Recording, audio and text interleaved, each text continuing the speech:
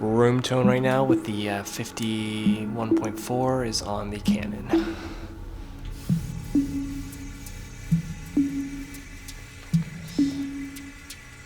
Maybe that's my focus point.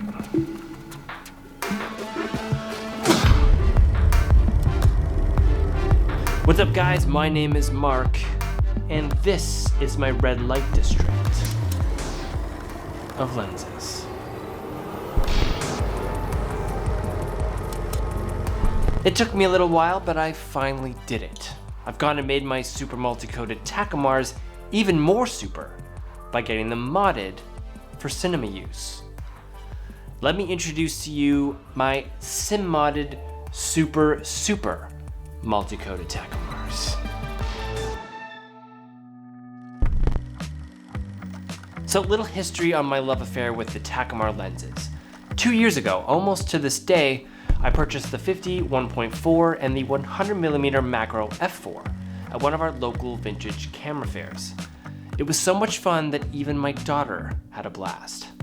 Now, since then, I've collected a number of different Takumar lenses, all M42 mounts, and all of them more lovely than the last. You could say I have an addiction to them. The first step in facing an addiction is admitting you have a problem, right? Well, I clearly have a problem. Now, as much as I love these lenses for photography, where I think they shine the most is for video work.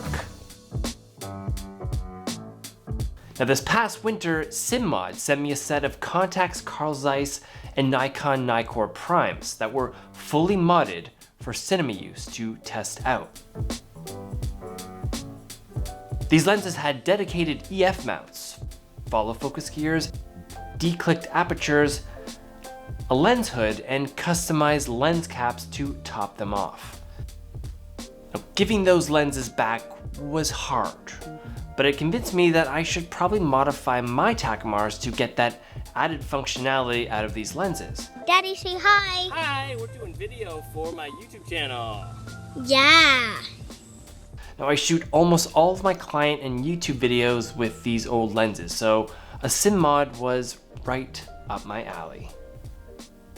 So I figured I might as well share with you that process right here. The first step in a sim mod is to figure out what lens or lenses you want to have modified and what exactly you want to have done to them. Now, since all of this costs money, I'm all about the return on investment, so I chose my top 4 Takumar prime lenses I use mostly for video.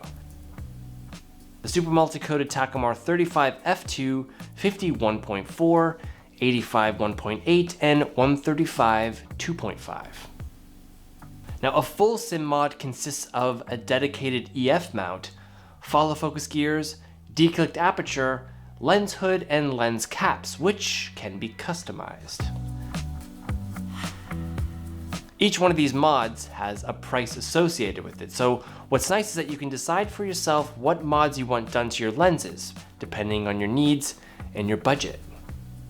Since I shoot with both my Sony mirrorless and Canon cinema camera, a dedicated EF mount didn't make much sense for me, so I opted out of that option to save a bit of money. Now, over on the SimMod website, you can find the cost breakdown associated with the mods. Some lenses have different costs depending on the brand. Now, my Takumars fall under the all brands, so this is the cost reference I used when deciding what I wanted to have done.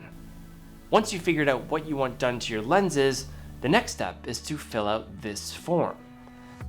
This is where you submit all the details and instructions of what you want done to your lenses, so just make sure you take the time to fill it out right. Of course, if you have any specific questions during this process, you can reach out to them either by phone, email, or live chat, which is great.